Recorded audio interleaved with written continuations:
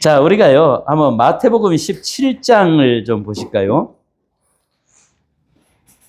자, 17장 1절부터 8절까지 우리 잠깐 한번 보시죠. 지난번에 강의했던 내용이기도 합니다만 다시 한번 좀 우리가 이 내용을 좀 보려고 합니다. 자, 마태복음 17장 1절로 8절 보면요. 엿새 후에 예수께서 베드로와 야고보와 그 형제 요한을 데리시고 따로 높은 산에 올라가셨더니 그들 앞에서 변형되사 그 얼굴이 해같이 빛나며 옷이 빛과 같이 휘어졌더라. 그때에 모세와 엘리야가 예수와 더불어 말하는 것이 그들에게 보이거늘 베드로가 예수께 여쭈어 이르되 주여 우리가 여기 있는 것이 좋사오니 만일 주께서 원하시면 내가 여기서 초막 셋을 짓되 하나는 주님을 위하여 하나는 모세를 위하여 하나는 엘리야를 위하여 하리이다. 말할 때 호련히 빛난 구름이 그들을 덮으며 구름 속에서 소리가 나서 이르시되 이는 내 사랑하는 아들이요 내 기뻐하는 자니 너희는 그의 말을 들으라 하시는지라. 제자들이 듣고 엎드려 심히 두려워하니 예수께서 나와 그들에게 손을 대시며 이르시되 일어나라 두려워하지 말라 하시니 제자들이 눈을 들어 보매 오직 예수에는 아무도 보이지 아니하더라. 아멘. 우리가 이 아시는 것처럼 변화산의 사건이잖아요. 근데 이 변화산의 사건에서 아시는 대로 세 사람이 등장하죠. 자, 모세, 엘리야, 그 다음에 예수님. 자, 그런데 왜 이 모세나 엘리야보다 더 위대한 사람들 있죠? 그렇잖아요. 다니엘도 있고 아브라함도 있고 그 다음에 또 다윗도 있고 많은데 왜 하나님께서는 제자들에게 이 세 사람을 등장시켰을까?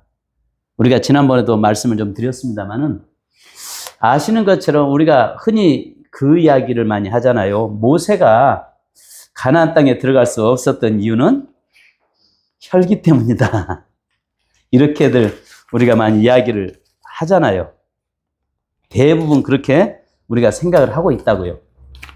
그런데 아시는 것처럼 만약에 모세가 가나안 땅에 들어가 버리면 문제가 심각해집니다.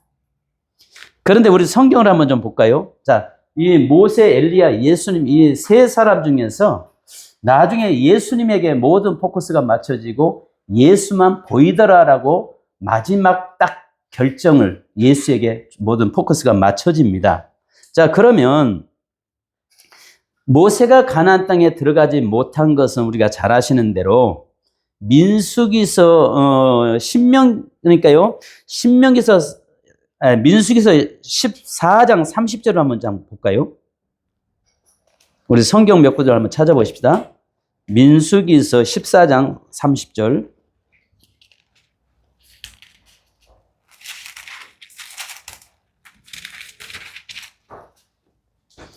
네. 자, 누가 한번 읽어주십시오. 여분네의 아들 갈렙과 눈의 아들 요수아에는 내가 맹세하여 너희에게 살게 하리라. 한 땅에 결단코 들어가지 못하리라. 예. 그러면 이미 하나님께서는 아시는 것처럼 20세 이상 되는 이스라엘에서 애굽에서 나온 남자들 중에서 여호수아와 갈렙 외에는 아무도 들어갈 수 없다라고 이미 정의를 내려놨죠. 그죠? 근데 여기에서는 모세가 우리가 흔히 생각할 때 모세가 가나안 땅에 들어갈 수 없었던 것은 뭐 때문이라고요? 혈기 때문이라고 이야기합니다. 자, 그런데 모세가 가나안 땅에 들어가면 안 되는 두 가지 이유가 있습니다.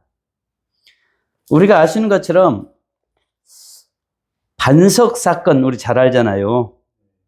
자, 반석 사건에서 우리가 아시는 것처럼 고린도전서에 보면 반석은 예수 그리스도라고 이야기하죠.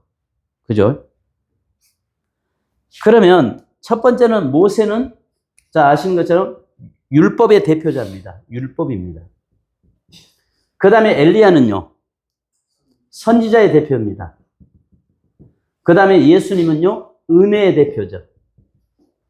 자, 예를 들어 만약에요, 첫 번째는 율법의 대표자인데 성경에서 신명기서 34장에서는 우리에게 말씀하고 계시는 것이 하나가 있는데 그것은 뭘 이야기하냐면 모세가 만약에 가나안 땅에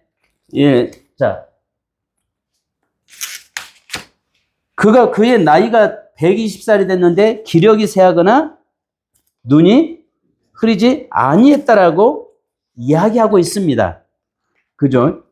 그러면 충분히 가나안 땅에 들어갈 수 있을 뿐만 아니라 아시는 대로 모세는 오로지 애굽에서 나와서 그 백성과 함께 가나안 땅에 들어가는 것이 모세의 간절한 소망이었죠. 그런데 우리가 로마서에 보면은 뭘 말씀하시냐면은 율법은 내가 죄인인 것을 깨닫게 만드는 거잖아요. 또 갈라디아서에도 율법은 몽학 선생으로 우리를 은혜 가운데로 인도하는 것이 율법이라고 이야기합니다. 그러면 모세가 만약에 율법의 대표자인데 만약에 모세 율법의 사명은 뭐예요? 애굽에서 요단강 입구까지입니다. 이게 뭐냐면 내가 세상에 있다가 죄인인 줄 모르고 살던 내가 이제는 하나님의 은혜로 율법을 말씀을 통해서 내가 죄인인 것을 깨닫게 되잖아요. 그래서 내가 내 힘으로는 하나님 앞에 나갈 수 없다는 것을 알고 내 의지적으로는 구원받을 수 없다는 것을 우리가 깨닫게 되는 거잖아요. 그래서 모세는 뭘 이야기하냐면 율법의 대표자로서 요단강 입구까지가 율법의 사명이라고요. 만약에 모세가 가나안 땅에 들어가 버리면 행위로도 구원받을 수 있다라고 하는 이야기가 나올 수밖에 없죠. 그러니까 만약에 여러분 모세가 그 가나안 땅에 들어가 버리면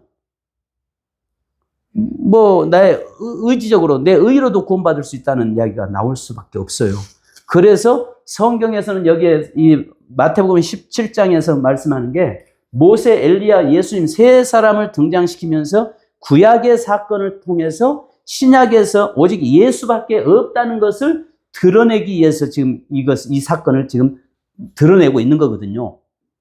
자, 그 다음에 두 번째는 모세가 여기에서는 갈 수 없던 것을 우리에게 보여주고 있는 것은 아신 대로 구약은 예표잖아요. 그죠? 신약은 성취잖아요. 그러니까 구약은 예표인데 예표된 것이 뭐냐면은 자, 아신 것처럼 만약에 모세가 이 두 번의 사건이 나오죠. 자, 첫 번째 어디의 사건입니까? 신명기서 4장 21절로 22절을 한번 읽어보실까요? 이 반석의 물 사건이 나옵니다. 자, 신명기서 4장 21절로 22절.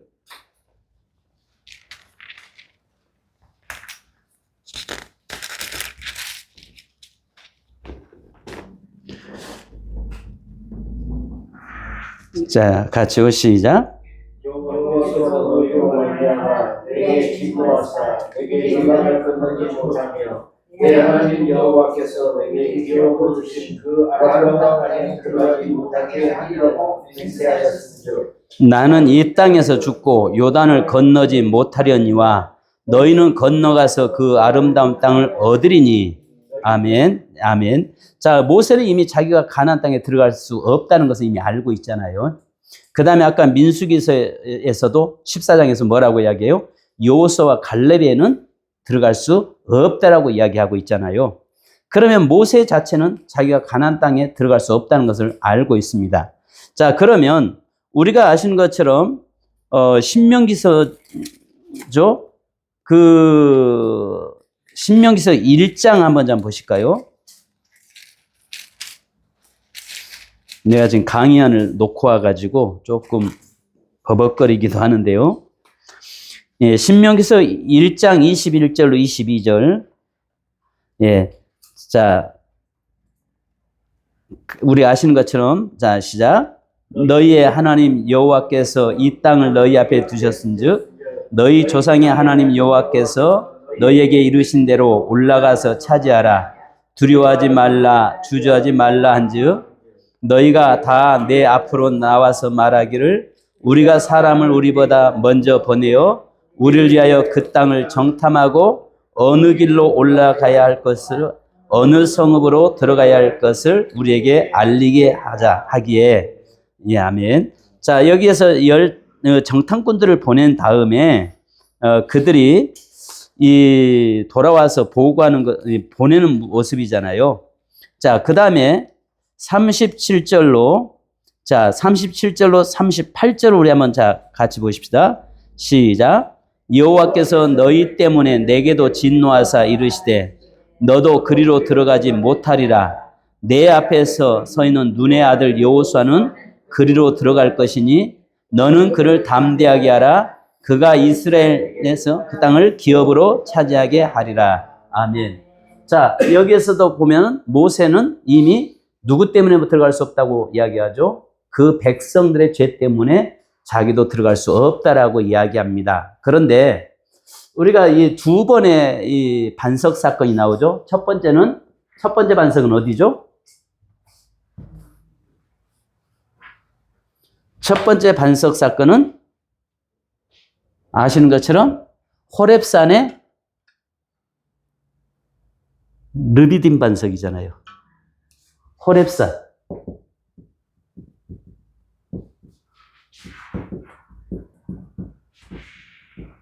근데 이 반석은 뭐라고 하죠? 하나님께서 치라고 말씀하잖아요. 그러니까 이 반석을 칠 때에 출애굽기에 말씀하죠. 반석을 칠 때 물이 나온다라고 이야기했습니다. 자, 그 다음에 두 번째 반석은 이 두 번의 반석 사건이 어디서 나오죠? 민수기서 20장에 보면은 자, 20장 12절 자, 10절 한번 보실까요? 민수기서 20장 자, 10절을 한번 보십시다.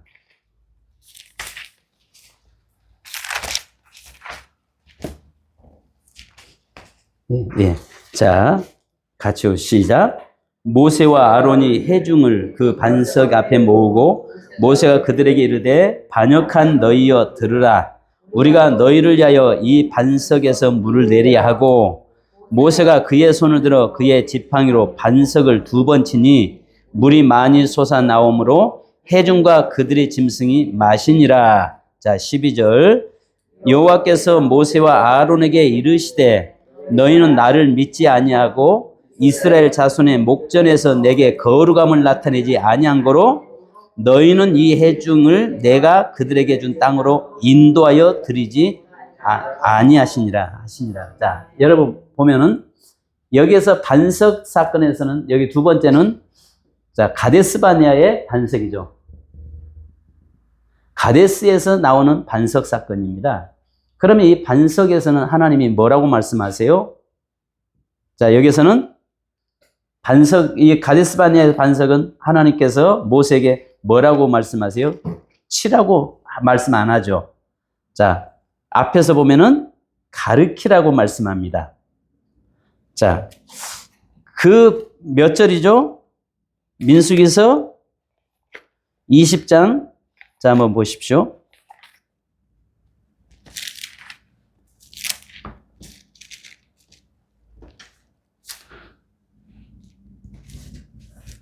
자, 8절이죠? 예. 자, 7절부터죠? 자, 한번 같이 볼까요? 20장 7절부터. 여호와께서 모세에게 말씀하 이르시되 지팡이를 가지고 내 형 아론과 함께 회중을 모으고 그들의 목전에서 너희가 반석에게 명령하여 물을 내라 하라. 내가 이 반석의 물이 내게 아멘. 자, 여러분 여기에서는 우리에게 뭘 말씀해요? 자, 하나님께서 모세에게 반석을 가르치라고 말씀하죠. 그죠?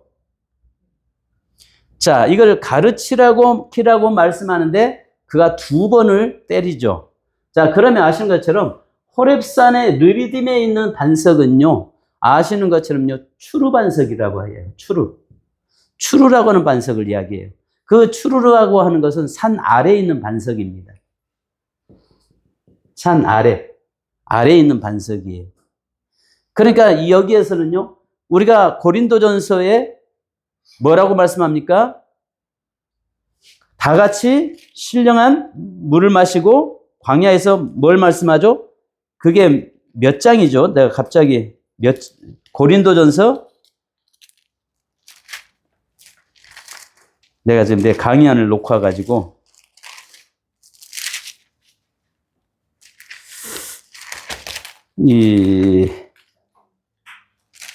내가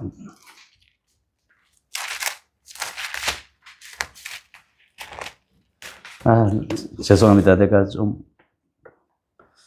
유튜브로 촬영한다니까 버벅거려져서 예, 잠깐만요.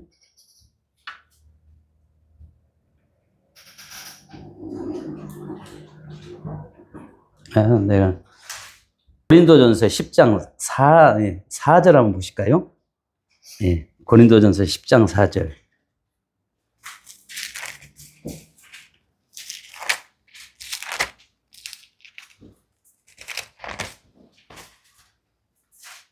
자, 같이 한번 읽으십시다.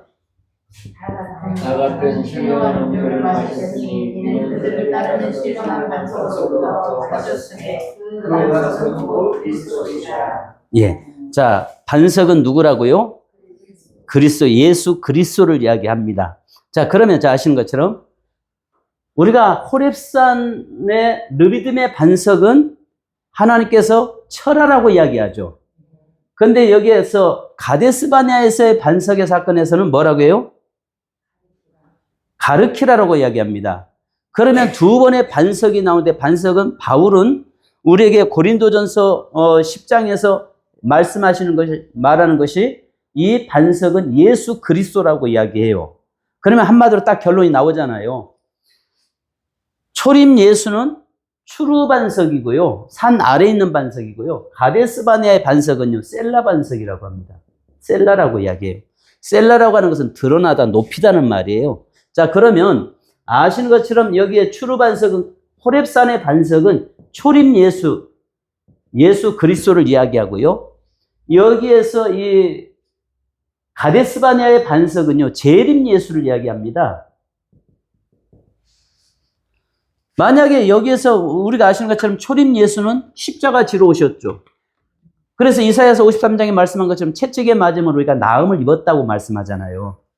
그러니까 이미 예수님이, 초림 예수는 우리를 위해서 십자가에 지러 오셨고 죽으러 오셨고 맞으러 오셨단 말이죠. 그래서 여기에서 초림 예수는 호렙산의 이 반석은 때려야, 맞아야 물이 나온다고요.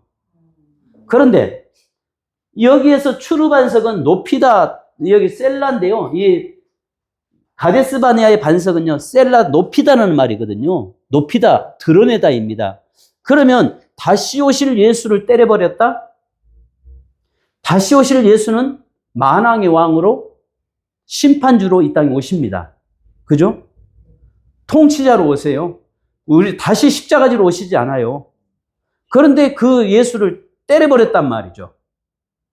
그러니까 이 시대에, 그렇다고 해서 우리가 한 가지 볼 수 있는 것은 모세가 가나안 땅에 못 들어간 것이 천국 못 갔냐, 그 말이 아니라 그걸 구약을 통해서, 신약에서 예수 그리스도를 통해서 우리에게 뭘 드러내냐면, 예수를 바로 알지 못하면 우리가 가나안에 들어갈 수 없다는 이야기입니다. 한마디로 말해서 천국 갈 수 없다는 이야기죠. 그러니까 우리가 모세가 가나안 땅에 들어가 버리면 율법의 행위로도 구원받을 수 있다라고 하는 이야기고, 만약에 모세가 가나안 땅에 들어가 버린다면은 예수 몰라도 어떤 나의 인간의 의지적으로도 구원의 자리에 나갈 수 있다는 것입니다. 그러니까 세상의 모든 종교는 내가 스스로 신을 찾아가는 거잖아요. 그죠? 그런데 우리 기독교만큼은 하나님이 우리에게 찾아오심이잖아요. 그러니까 죄로 죽을 뻔이 아니라 이미 죄로 죽었던 너희라고 말씀하잖아요. 이미 죄로 죽어버린 자는 아무것도 할 수 없는 존재들이란 말이죠. 그런데 여기에서 율법을 통해서 내가 죄인 것을 깨닫게 될 뿐만 아니라 내가 가나안의 축복을 받을 수 있는 것은 예수를 바로 알아야 그 축복을 받을 수 있지, 예수를 모르면 우리가 구원의 자리에 들어갈 수 없다는 거죠. 그래서 이것을 이야기하는데 셀라, 드러내다. 그러니까 다시 오실 예수님은 뭐 어떤 예수님이에요? 심판주로 오셔요. 영광의 주로 오세요. 맞으러 오시지 않아요. 만약에 또다시 예수가 십자가 지로 오신다고 하면은 초림 예수는 실패자가 돼버릴 수밖에 없죠. 왜? 구원은 완전한 구원이 아니라 부분적 구원을 강조해도 할 말이 없는 거죠. 그런데 예수님은 내가 죽으심으로 내가 다 이루었다라고 말씀하는 그 부분도 그래요. 우리가 아시는 것처럼 예수님께서 십자가에 달려 돌아가신 다음에 지난번도 말씀 제가 드렸잖아요. 그 십자가에 돌아가실 때 내가 다 이루었다 테텔레스타이 하잖아요. 그때 휘장이 성소의 휘장이 위에서부터 아래로 찢어졌다고 성경은 이야기하잖아요. 그것이 뭐냐면 그 성전이 그 휘장이 에덴 동산을 맡고 있는 그룹을 제거시킴을 이야기하는 거거든요. 그러니까 어떤 기회가 되면 이미 강의를 한 부분이기도 합니다만 다시 한번 그 부분을 강의 유튜브를 통해서 한번 강의로 좀 나갈 수 있도록 한번 해보겠습니다. 자, 그래서요 우리가 첫 번째는요 모세가 나오는데 모세로는 안 된다는 것입니다. 신약 시대에 와서 모세는 안 된다는 것입니다. 자, 그러면 두 번째는요. 우리가 아시는 것처럼 엘리야잖아요. 엘리야는 선지자의 대표성을 띠잖아요.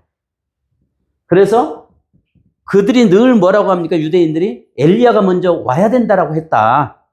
엘리야가 먼저 와야 된다라고 이야기하는데 그것을 이야기하려고 열왕기하 1장 8절 우리 한번 보실까요? 지난번에도 말씀을 드렸습니다만 열왕기하 1장 8절 자 같이 한번 읽어보십시다.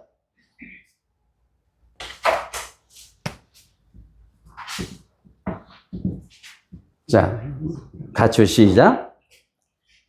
우리 그에게 대답하되 그는 혈이 많은 사람인데 허리에 가죽띠를 띄었더라 하니 왕이 이르되 그는 구색 사람 엘리야다. 아멘. 자 여기에 보니까 뭐라고 이야기해요? 자 그는 털 사람으로. 근데 요즘 현대어 성경에는 뭐라고 하냐면 그는 염소 털옷을 입고 가죽띠로 두른 자니다 하니까 그는 엘리야다라고 이야기합니다. 자, 그런데 그것을 그대로 끌고 와서 세례 요한이 뭐예요? 낙타 털옷을 입고 가죽띠를 띠고 그렇게 표현하고 있는 거예요. 그러니까 그러면서 요한복음 17장을 우리 한번 보십시다. 요한복음 17장에 자 11절부터 12절 자 13절까지입니다. 마태복음 17장입니다. 자,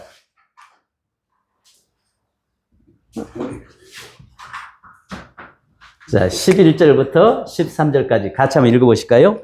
시작. 예수께서 대답하여 이르시되 엘리야가 과연 먼저 와서 모든 일을 회복하리라. 내가 너희에게 말하노니 엘리야가 이미 왔으되 사람들이 알지 못하고 임의로 대우하였도다. 인자도 이와 같이 그들에게 고난을 받으리라 하시니 그제야 제자들이 예수께서 말씀하신 것이 세례 요한인 줄을 깨달으니라. 자, 엘리야가 결국 누구라고요? 세례 요한이죠. 자, 세례 요한의 사명이 뭐죠? 주의 길을 예비하고 평탄케 하러 온 사람들. 주의 길을 준비하는 사람입니다. 준비하는 자죠. 그죠? 그러면 자, 우리가 아시는 것처럼 성경에서는 예수님께서 세례 요한을 보면서 여자로 난 자 중에서 가장 큰 자라고 말씀하세요. 그죠? 근데 세례 요한보다 더 큰 자가 있어요. 제가 더 큽니다. 왜냐? 예수님께서 우리가 아시는 것처럼 성경을 보면은 구약을 우리는 말라기로 구약이 아니잖아요. 신구약 중간사가 있고 그 다음에 세례 요한이 목배임 당해서 죽을 때까지가 구약이죠. 그래서 세례 요한이 목배에 죽임 당하고 나니까 예수님이 비로소 전파여 가라사대 이야기하는데 세례 요한이 마지막 선지자죠. 그래서 구약은 세례 요한이 죽는 데까지가 구약입니다. 자, 그러면 그 세례 요한은 철저하게 예수 그리스도를 준비하러 온 사람이에요. 그러면 구약의 선지자들, 수많은 선지자들은 뭘 이야기해요? 장차 메시아가 올 것을 예언하고 강조하고 대망하라, 준비하라, 선포했던 사람들이잖아요. 그죠? 그러니까 세례 요한은, 엘리야를 대표성을 띠고 있는데 세례 요한을 이야기하고 있는 것은 그동안 수많은 선지자들이 전부 이야기한 것은 회개하고 예수 오실 메시아를 예비하고 대망하고 기다리고 준비하라는 이야기 선포였잖아요. 그런데 성경에서 뭐라고 해요? 엘리야가 아까 열왕기하 1장 8절에서는 나 약대 털옷을 입었다. 염소 털옷을 입었다. 그것과 세례 요한이 낙타 털옷을 입었다. 똑같이 연결을 시켜 놓습니다. 그런과 동시에 뭐라고 이야기합니까? 예수님께서 엘리야가 이미 왔다. 그러면서 나중에 그가 세례 요한을 말씀하셨다라고 이야기합니다. 자, 그러면 아시는 것처럼 전부 다 구약의 율법도 멀리에서 해요? 뭘 이야기하는 거예요? 우리를 예수 앞으로 인도하는 것이 구약의 모세의 사명이죠. 엘리야 역시 예수 앞에 인도하는 것이 엘리야의 사명이죠. 그러니까 구약의 모든 사명은 전부 다 오실 예수 그리스도, 십자가로 초린 예수 그리스도를 이야기하고 있잖아요. 그러면 우리는 이제 어떤 예수를 우리가 이야기해야 됩니까? 지금은 다시 오실 예수 그리스도를 이야기해야 되죠. 그잖아요? 그러니까 여기에서 보면은 모세와 엘리야와 예수님이 계시는데 모세도 사라지고 엘리야도 사라지고 오직 예수 그리스도만 남았고 보이더라라고 이야기하는 것입니다. 그러니까 신약에 와서는요, 물론 율법을 우리가 예수님 폐하러 온 것이 아니라 성취하러 오셨잖아요. 완전케 하시러 오셨잖아요. 그 다음에 선지자들도 역시 마찬가지. 그래서 예수 그리스도가 주인이심을, 오직 예수밖에 없다고. 그래서 사도행전에서 뭐라고 합니까? 예수 외에는 어떤 이름도 우리에게 준 적이 없다라고 이야기합니다. 근데 요즘 예수가 너무 많아요, 우리 한국에. 예수가 너무 많아졌어요. 그러니까 여러분, 예수 위에다가 십자가에다가 자꾸 액세서리를 갖다 걸어요. 자꾸 갖다 걸어요. 안식교에서는 안식일을 지켜야 구원받는다. 안식일을 못 지켜도요, 구원받습니다. 그렇잖아요.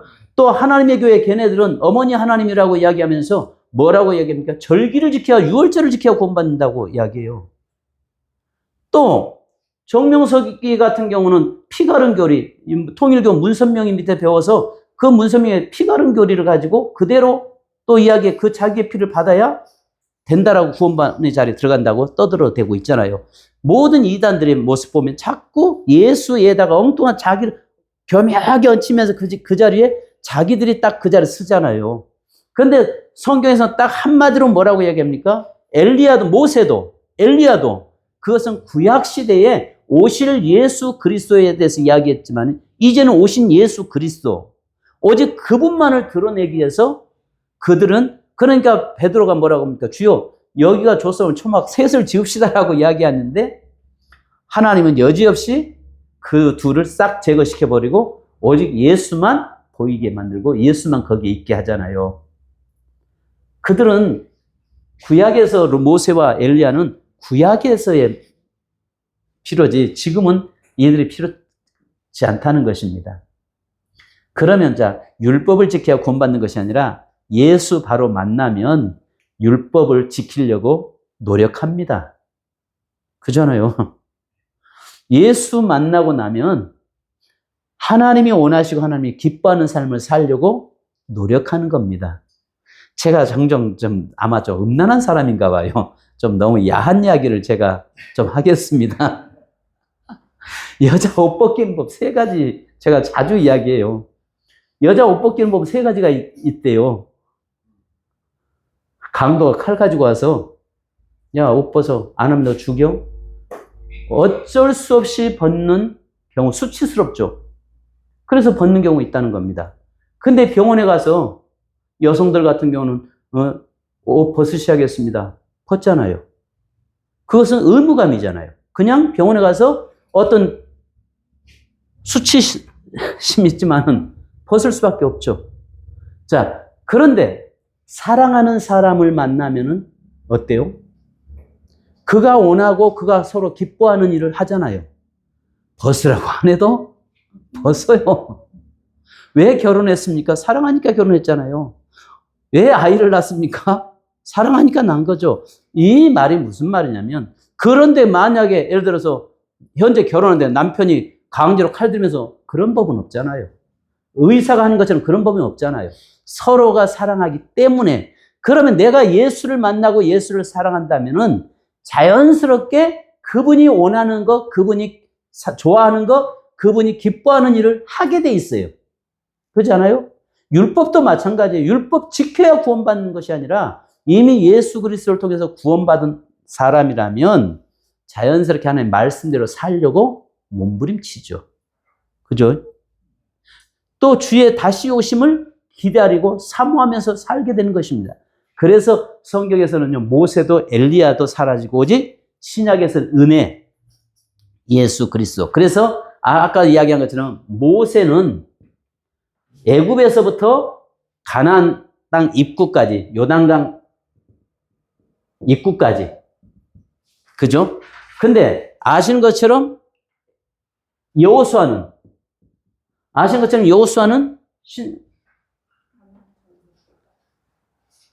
자, 예슈아잖아요. 예슈아. 은혜잖아요.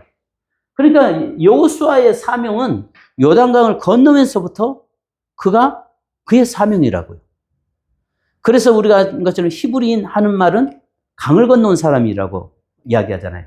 강을 건너온 사람들이라는 것을 우리는 늘 인식하셔야 됩니다. 그래서 아시는 것처럼 이스라엘 백성들이 애굽에서 나와서 홍해를 건너지 않아도 될 수 있는 사람들이잖아요. 왜냐하면 그들이 그 해안선 따라서 올라가면 이 블레셋 지경으로 해서 쭉 올라가면 일주일이면 갈 수 있는 길이에요. 근데 하나님께서는 뭐라고 말씀합니까? 거기에 이 블레셋인들이 있어서 그들이 두려워서 돌아갈까 봐서라고 이야기하지만 그것은 하나님께서 하나의 핑계고 그들을 홍해 앞으로 딱 인도하잖아요. 홍해 앞으로 갖다 인도해서 애굽 바로가 추격하지만은 그들을 전부 다 백성들을 의도적으로 홍해를 건너게 만들잖아요. 이게 거듭남이거든요. 그러니까 거듭남인데 그들이 거듭나면서 홍해를 건넜지만 아시는 대로 이들이 다시 요단강으로 건너지 않고 바로 올라갈 수 있어요. 시나이 반도를 통해서 쭉 올라가면 바로 그 가나안 땅에 들어갈 수 있죠. 그런데도 그럼에도 불구하고 요단 광야를 통해서 건너가 들어가게 만들거든요. 왜 그러냐면은 이들이 광야에서 20세 이상은 다 죽었고 20세 미만들, 그러니까 광야에서 태어난 세대들이란 말이에요. 이 사람들은 물을 건너간 경험이 없어요. 거듭남의 경험이 없단 말이에요. 그래서 하나님께서 그들을 요단강을 통해서 들어가게 만들어서 결국 거듭나게 만드는 겁니다. 그러면 여러분, 이 거듭남이라고 하는 것은 두 가지에 있습니다.